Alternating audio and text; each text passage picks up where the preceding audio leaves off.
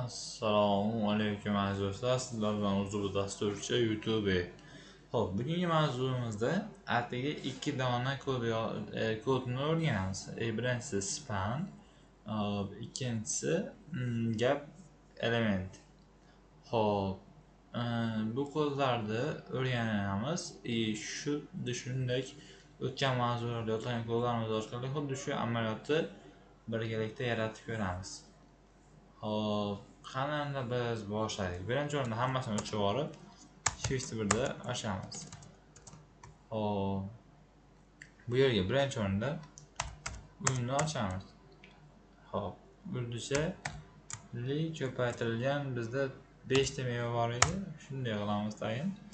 Hop, Ctrl Alt bosib, shunday hozir Ctrl Alt pastga tashlash robotni bosinglar mana. Ana shu ochamiz. Href qo'yamiz. Aytaylik all nima deb yozib qo'ydik va Windows nuqta Apple tanlab yashil olmani tanlab qo'yamiz. Xo'p, mana Google da ko'rsak, mana bizda olmalar chiqdi. Xo'p, endi faqat hammasi olma emas, buni aytaylik. Bu shuni tursin hozir oson, nima o'rganishga oson. Xo'p, endi bu ichida shuncha olma bo'ldi. Endi taydan style deb ochamiz. Albatta kichkina narsa style, yulduzcha, margin, padding, box sizing, burden box, ya'ni marginal, padding. Hop, endi birinchi o'rinda body, ya'ni tanasiga background color beramiz, ya'ni orqa fon rangi bo'lsin black. Hop, yaxshi, endi ulga beramiz.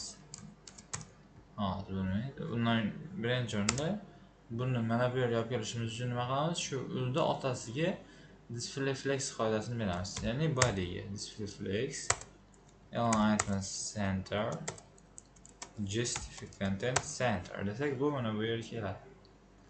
Mana endi ulga ham display flex bersak nima bo'ladi?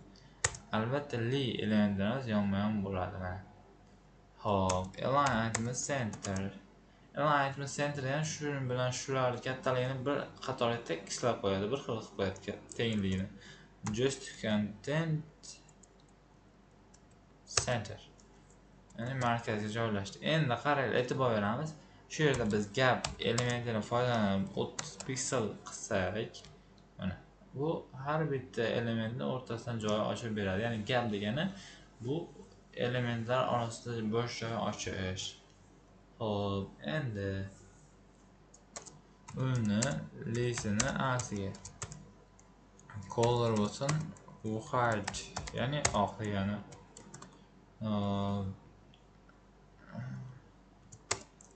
Uni lisini text decoration none deb qo'ysak agar, yo'q, adashibman, shuni lisini a'ga beramiz ekan.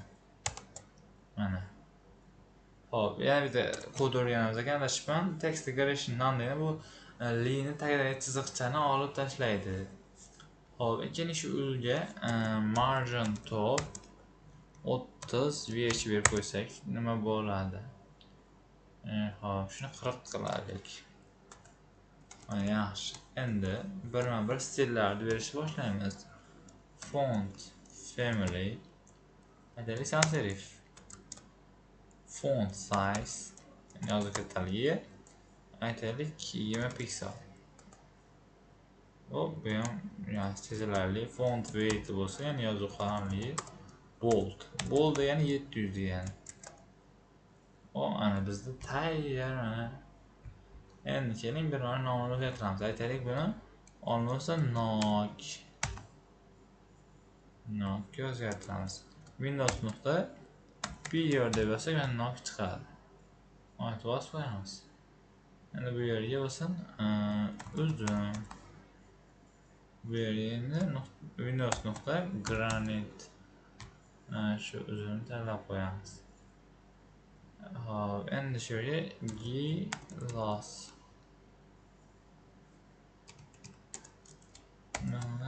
Chair.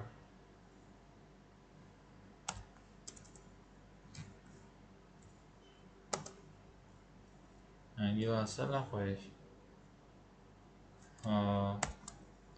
Bizda anaqa mevalar bor ekan, tarvuz bor ekan. Watermelon, tarvuz deb qo'yaylik shuga. Tarvuz. Ana. Mana tayyor. Chotki. Mana. Hop, bugungi o'rgan kodimiz, ya'ni margin top 45 ya'ni tepadan 45 ta joy tashlayapmiz.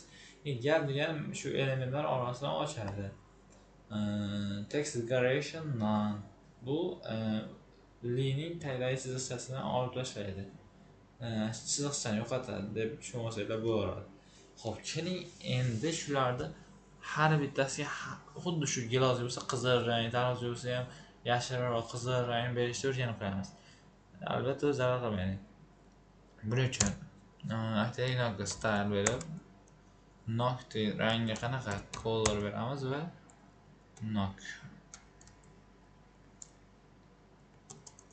nokta rangi aytaylikki yellow mi? Ana.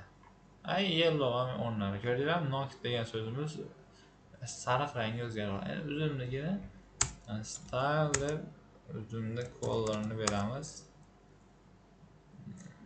Blue width to'g'ri keladi. Mana chotki. Endi gilos. Bu yerda style ochib, color'ni red deb qo'yamiz. Va e'tibor beramiz. Qip-qizil, voy, dahshat, ajoyib, mo'jizaviy deydi-yu. Keling shuni ham style'ni color'ini, ya'ni rangini gold qilib qo'yamiz. Ya'ni gold degani oltin degan, to'g'rimi? Mana.